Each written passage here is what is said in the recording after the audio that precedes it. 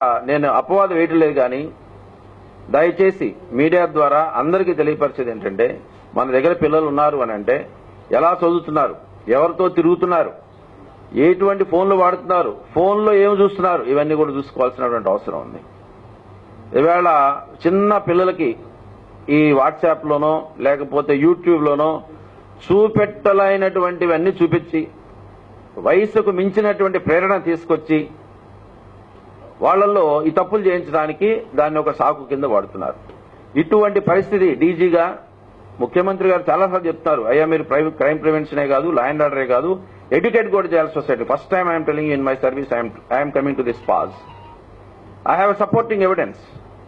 ఎందుకు చెప్తున్నాను అంటే ఒక్క బాపట్ల సబ్ డివిజన్లోనే రాష్ట్రం మొత్తం చెప్పట్లా, ఒక్క బాపట్ల సబ్ డివిజన్లోనే ఈ సంవత్సరం 16 మంది మైనర్ బాలికలు చెప్పకుండా బయటకు వెళ్లిపోతున్నారు అని అంటే I'm concerned about this. We're seriously concerned.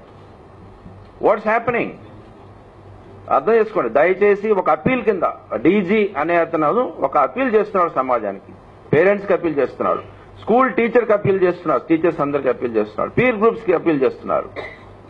ఒకవేళ ఇదే అమ్మాయిని ఎక్కడ దొరికారు? సాంబా సెక్టర్ ఇన్ జేఎండ్కేలో దొరికారు. అక్కడి నుంచి 10 కిలోమీటర్ల దూరంలో బార్డర్ ఉంది. అక్కడి నుంచి మీరు ఊహించుకోవచ్చు, నేను ఊహించుకోవచ్చు. ఆ పాప మీద ఇంట్రెస్ట్ నేను అంతకన్నా ఎక్కువ చెప్పను. మన దేశం దాటిపోతే ఏం చేస్తాం?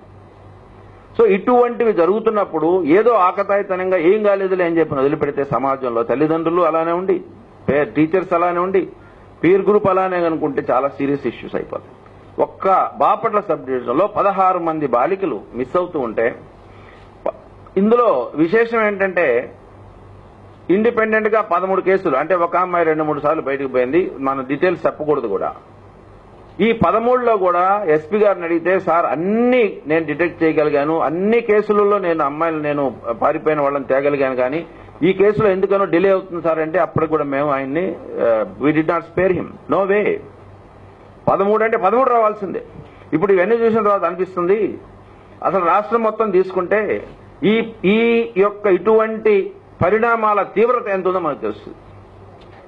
ఇటువంటి పరిణామాల తీవ్రత ఎంత ఉన్నదో రాష్ట్రంలో తెలుస్తుంది. ఐఎమ్ అపీలింగ్, చేతులెత్తి దండం పెట్టి తల్లిదండ్రులకి, టీచర్స్ కి, పీర్ గ్రూప్స్ అందరికి కూడా చేస్తున్నాను, please help. This is not the way we progress in the society.